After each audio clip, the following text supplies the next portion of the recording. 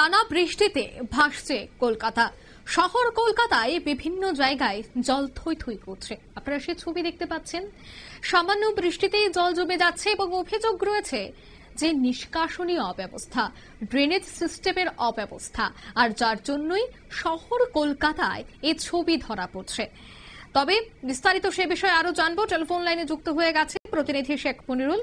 মনিরুল, কলকাতা শহরে নিকাশি ব্যবস্থা নিয়ে এবার প্রশ্ন তুলছে শহরবাসী, কি জানতে পারছো?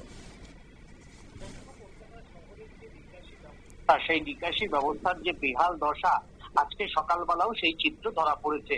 তবে বেলা বাড়তে কলকাতা শহরের নিকাশি ব্যবস্থার একটু উন্নতি হলেও যেভাবে ভারী বৃষ্টির পূর্বাভাস দেওয়া হয়েছে তাতে কিন্তু নতুন করে কলকাতা আবার ফের ভাসতে পারে বলে কিন্তু আশঙ্কা প্রকাশ করছেন কলকাতা পুরসভার নিকাশি বিভাগের কর্মীরা। আমরা যে ছবি দেখাচ্ছি, দেখো, উত্তর কলকাতার বিবি গাঙ্গুলি স্ট্রিট সহ থরথরিয়া কালীবাড়ি, সেই জায়গা থেকে কিন্তু এখনো জল নামেনি, এখনো কিন্তু জল রয়েছে। অর্থাৎ সুইচ গেটগুলি, গঙ্গার ধারের যে সুইচ গেটগুলি, সেই সুইচ গেটগুলি পুরোপুরি খুলে দিলেও এখনো কলকাতা শহরের যে নিচু জায়গাগুলি রয়েছে, বিশেষ করে উত্তর কলকাতার বিবি গাঙ্গুলি স্ট্রিট, কলেজ স্ট্রিট, থরথরিয়া কালীবাড়ি, সেন্ট্রাল এভিনিউর বিভিন্ন জায়গা, সেই বিভিন্ন জায়গায় কিন্তু এখনো জমা জল রয়েছে। তবে যদি নতুন করে ভারী বৃষ্টি না হয় তাহলে বেলা 2-2:30টার মধ্যে কলকাতা শহর থেকে জল পুরোপুরি নেমে যাবে বলে আশ্বাস দিয়েছে কলকাতা কর্পোরেশনের কর্মীরা।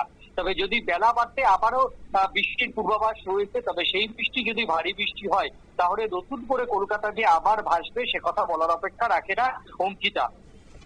একদমই, ধন্যবাদ।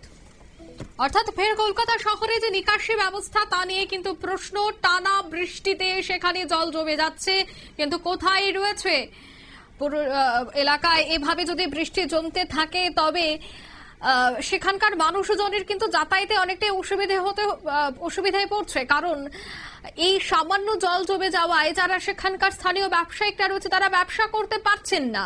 তবে এই বিষয়ে কবে পদক্ষেপ গ্রহণ করা হবে সেটাই দেখার। নিয়ে নিচ্ছে ছোট্ট একটি বিজ্ঞাপন, বিরতির সঙ্গে থাকুন।